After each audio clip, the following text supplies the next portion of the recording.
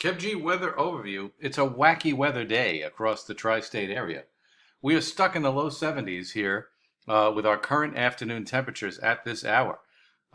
If you were following this very closely for this coming week, there was a lot of talk of heat wave potential for the tri-state area. I think some places will see it, but not along the coast. Because I think that the best we'll do on some of those days will be mid 80s. Now, it's going to get very hot by the time we get to Thursday. But Thursday will be definitely the hottest day out of the next 4 or 5, and I think there's problems with the Friday to Saturday forecast in terms of the overall temperatures. I'll show you what I mean. But this is Exhibit A here. So this is the afternoon temperatures as we have them right now.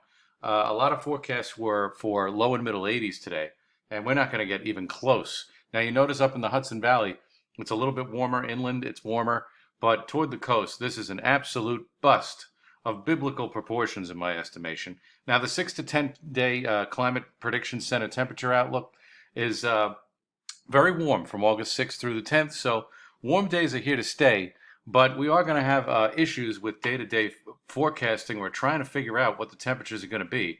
And the reason why is because we start with an overall fast weather pattern, and then it slows down. So let me just back this up here for a second.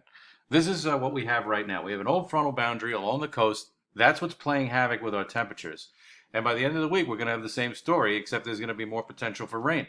So as we go through the week, the main story becomes warm and increasingly humid weather.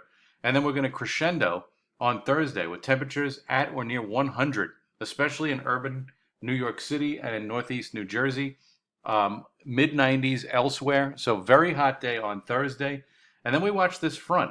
And it's going to slow down Thursday night into Friday, and our weather is going to become unsettled for Friday into Saturday.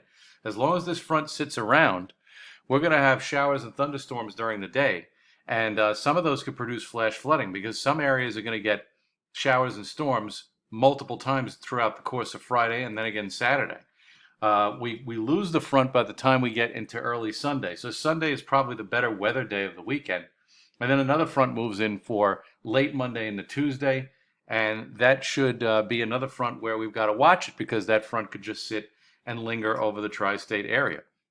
But overall, when the fronts are not in our general vicinity, it's going to get very warm here. Now, these are the temperature forecasts for today. Highs around 78. I don't think we're going to see that in and around the city. It's fine over the Hudson Valley and inland. They definitely are going to see many locations that do get to those readings. Now here's tomorrow. Big increase in temperatures. 15 to 20 degrees hotter for the city and the coast for tomorrow. Now Wednesday, we drop it down a little bit. That's probably because of the wind direction, but very similar to Tuesday. And then Thursday, a scorcher with highs approaching the century mark in the afternoon. And then Friday, I'm very skeptical about these temperatures. They think the Weather Service has highs around 89.